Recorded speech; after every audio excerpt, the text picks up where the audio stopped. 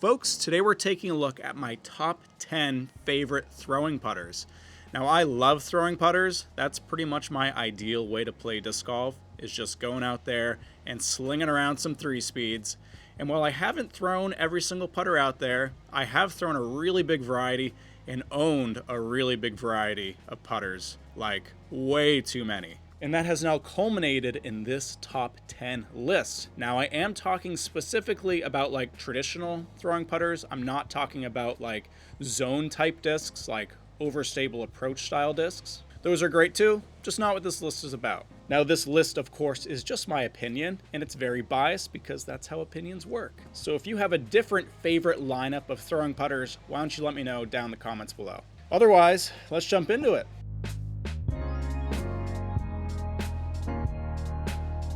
And at number 10 is the MVP Watt.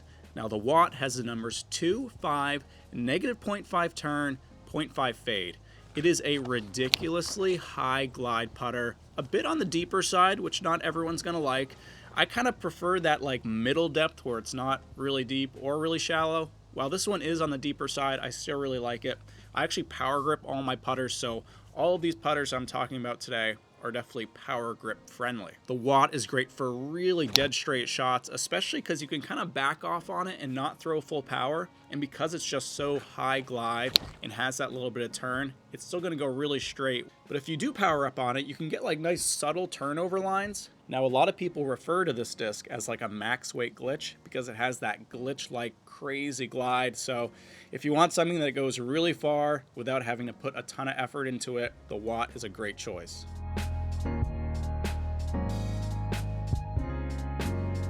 And in 9th place, we have the Gateway Wizard, an absolute classic mold.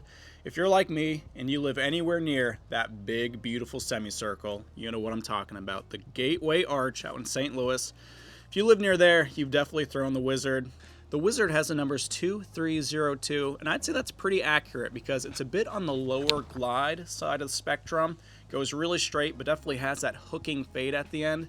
This is another one where it's a bit on the deeper side, especially because it has a really big bead on the bottom, which I know not everyone's gonna love, but I don't really mind it. But one of the best things about the Wizard and pretty much any Gateway mold is that they come in a ton of different plastics, especially the Wizard being their most popular disc by like a mile. So whatever your grip and feel preferences are, you're gonna find one that you like. This one's in the SSS, which is the super silly soft plastic, but they even make a 4S plastic, which is just like ridiculously, stupidly soft. So any plastic you want, they got it.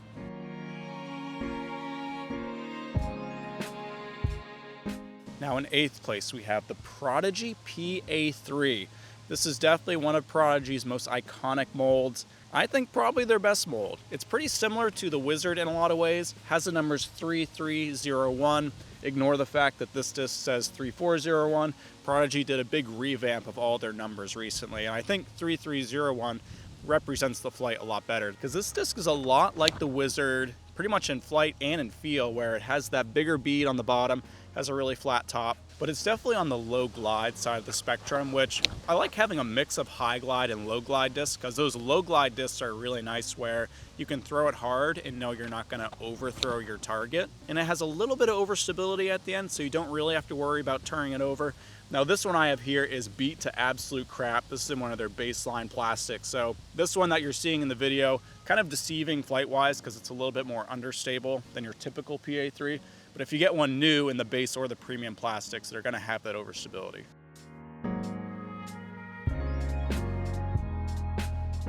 And in 7th place, we have the MVP Ohm. Now, the Ohm has the numbers 2501, and it's a lot like the Watt in a lot of ways, where it's a high glide putter. You're going to be able to throw this guy really far, but it has a little bit of extra overstability that the Watt doesn't have. Now, the Watt, when thrown flat, turns over pretty easy. The Ohm, on the other hand, definitely has a bit of a finish, maybe even more than that one fade indicates, because if you back off on this guy, you're definitely going to see that overstable finish. If you power up on it, you're going to get a really nice torque-resistant straight flight. I also have to shout out the Pilot here, because the Pilot is basically just the non-gyro streamlined version of the Ohm. So if you like gyro, if you don't like gyro, you can have one whichever way you want.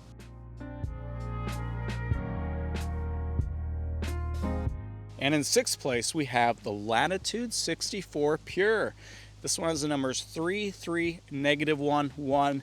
And I feel like the Pure is just one of the best all-around do-it-all putters, where super straight, super torque resistant, holds lines super well. If you put this guy in hyzer, it's going to hold that angle. Anhyzer, hold that angle. You're not going to accidentally turn this guy over though. Despite it being really straight, it still has that integrity where it's going to hold up to a power throw. It's also on the shallower side compared to the other putters that we've looked at so far, which I really like. This is Kristin Tattar's 2-time world champion version. I think this is in the Opto Glimmer X plastic, and I mean, is this not just the most beautiful disc you've ever seen? If it's good enough for Kristin, it's good enough for us. Pure's a great disc.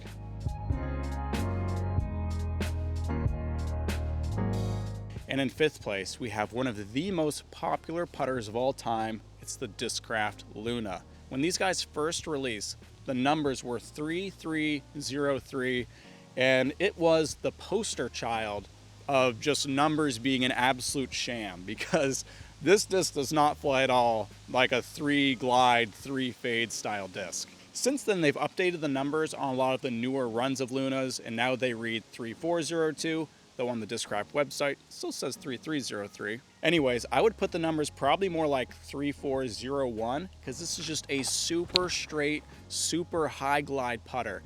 It's a lot like the Pure, but these things just freaking launch. I think that I can get the Luna probably further than any other putter that I've ever thrown.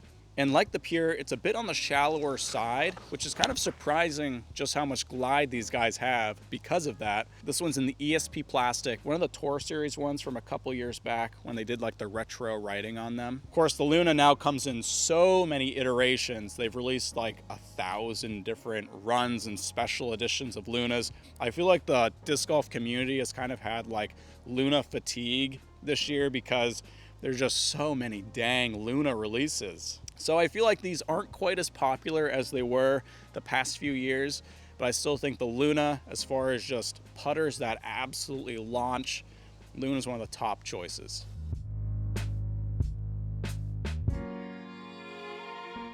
Now you can't talk about the Luna without talking about our number 4 selection. That's the Kratos.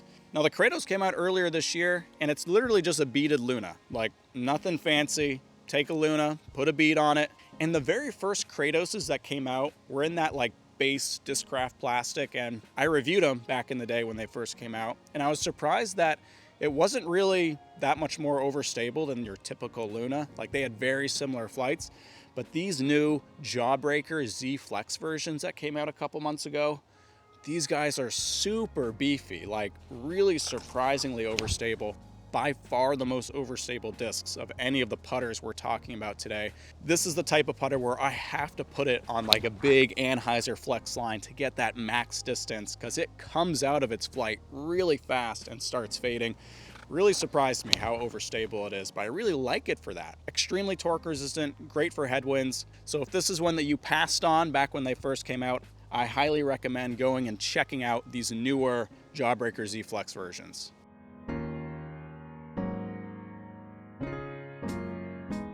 Now the number 3 selection, this is a deep cut. This is not a popular disc, not one that I feel like a lot of people are throwing right now, and it is the Chief OS by Gateway.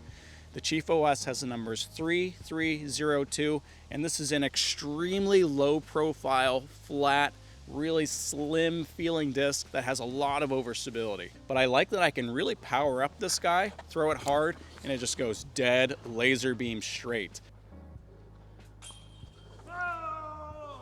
Woo!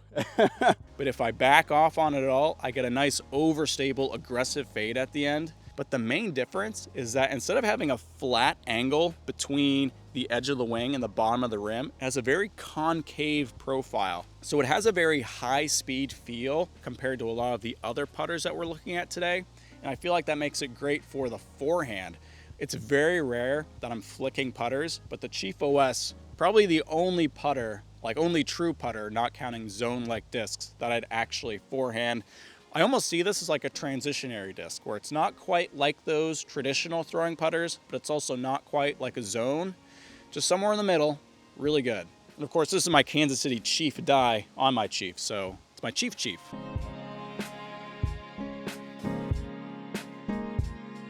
And at the number 2 selection, speak of the devil, it's the Axiom Envy. This has the numbers 3302, same numbers as that Chief, and I go back and forth all the time whether I like the Envy or the Chief OS better, but I always come back to the Envy. It's just an amazing mold. I mean, who isn't throwing an Envy these days? It's iconic. It's iconic for a reason. It's very, very good. Extremely torque resistant, nice overstability, but also has a really straight flight. Like, you get this guy to go really straight when you power up on it, but it still has that little bit of integrity and fade at the end. You can put this guy on those Anheuser lines, get a nice flexing distance shot. Gotta go check out an Envy.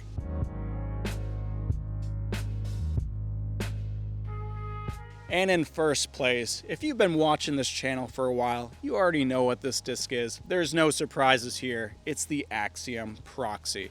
Now, this is the brother mold to the Envy, where the Envy is overstable, the Proxy is just dead straight. They have basically the same hand feel, really low profile, great for the power grip.